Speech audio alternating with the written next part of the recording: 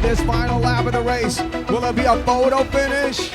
Everybody, don't blink an eye. TJ Alberto and MM189 giving us a great show. He overtakes over here. Whoa! What a finish by Marvin Mangulabnan. Here we go. Get ready for an action pack full of excitement. More of the exciting levels of battle that you can only watch on the fastest motorsport on two wheels in the country. From the Motul Revo Racing Project on an Aprilia RSV4 MM189, Marvin Mangulabnan.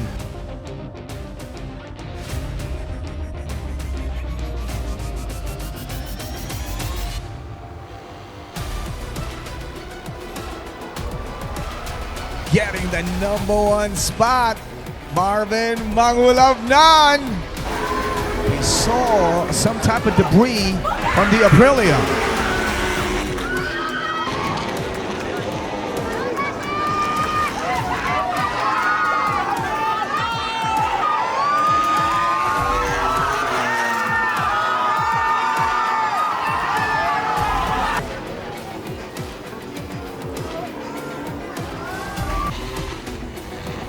He makes a move on the Yokohama hairpin and a switchback by Marvin Mangulabnan. He goes back to #1.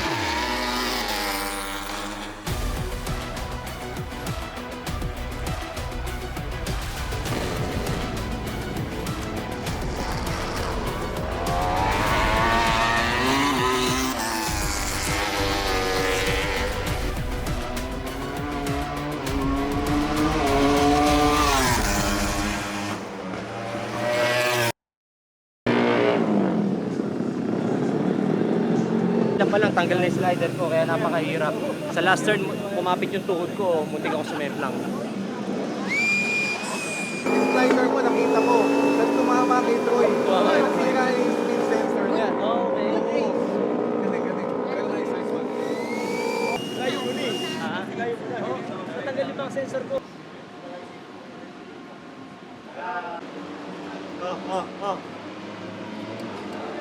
Yes yan.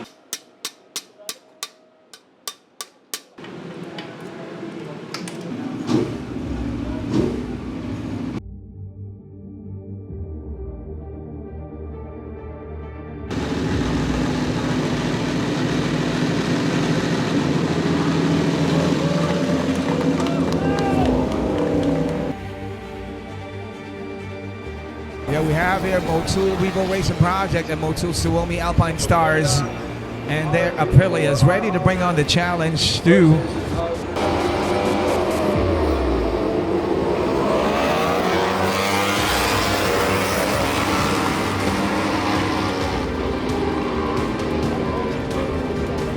Ooh, Marvin Mangulabnan still having issues right there on the bike, looking like it is.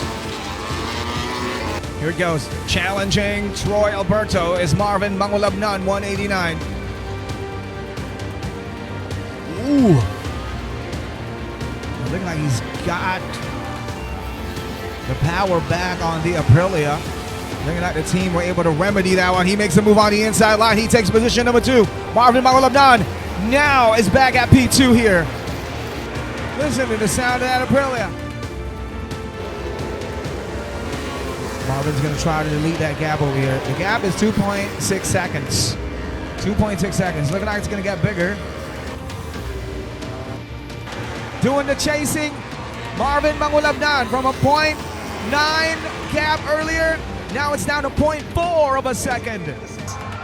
MM189 is always 0.2 of a second faster at every lap over here now so far. On a Superbike, on a motorcycle. There you go.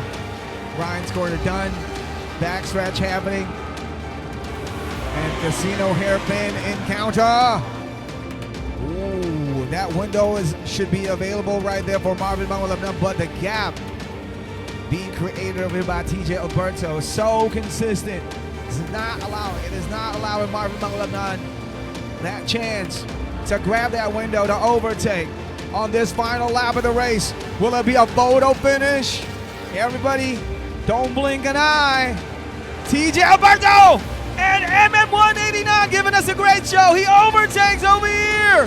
Whoa! What a finish by Marvin Mangulapnan ahead of TJ Alberto Zuccotti.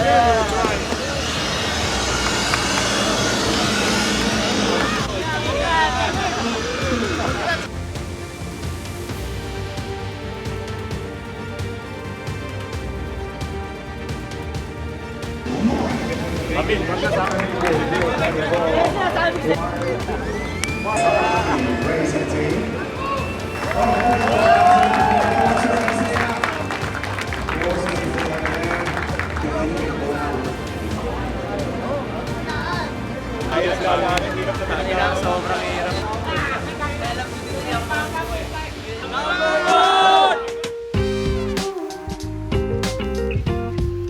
Giving us a great round to remember and rounds to look forward to on a, well, very hard-working team behind him.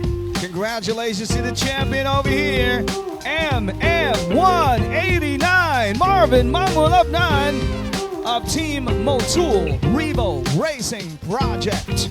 Hi guys, so nandito tayo ngayon sa Batangas Racing Circuit for the third round of Philippine Superbike Championship, and yes, we did it. First tayo this final race this afternoon. Although nagka-problem tayo nung pre-final, but we're on the leading.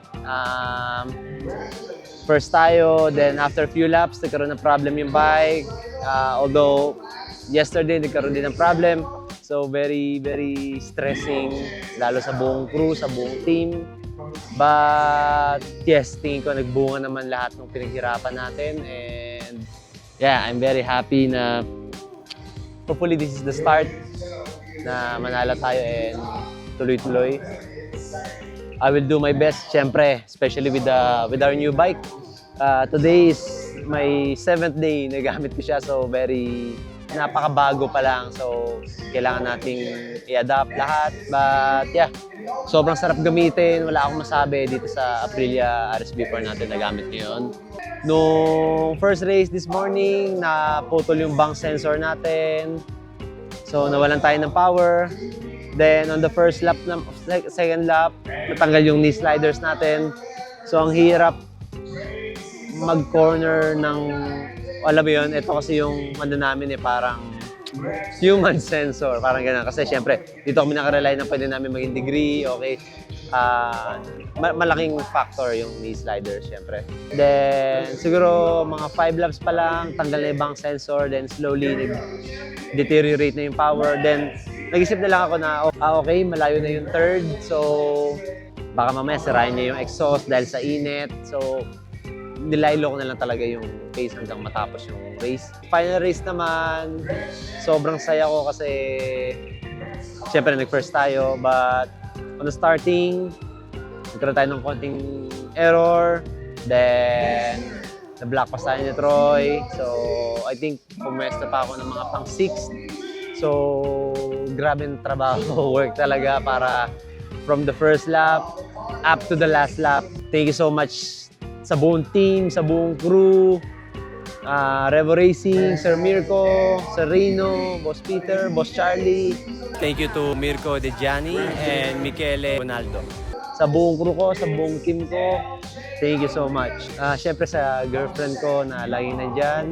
Siya rin naman yung reason kung bakit na-contact yung mga racing department, yung Revo Racing. Out of desperation, alam ko, nag-email, last year, nag-email siya in the middle of the season, parang na-try siyang humingi ng support sa mga Aprilia, but very lucky ang sumagot si Massimo. So that's the time na nagkaroon ng connection. Thank you so much. Boss Charlie, thank you sa walang sawang support. I will do my best. Hindi ko kayo bibiguin sa buong team ko, sa buong crew ko. Alam mo yun, yung sobrang hindi na nakakakain para lang magawa namin lahat, para mapagkasya namin lahat. Sobrang worth it today.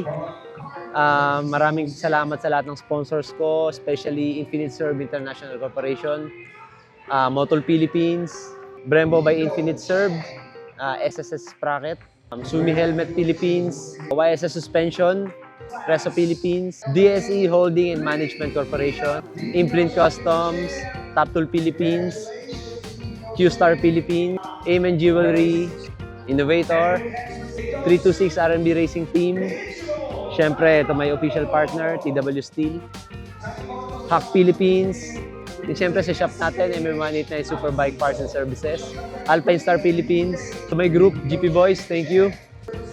Visualize, thank you. And now sa North naman tayo. See you sa Clark International Speedway for the 4th round of 2025 Philippine Superbike Championship.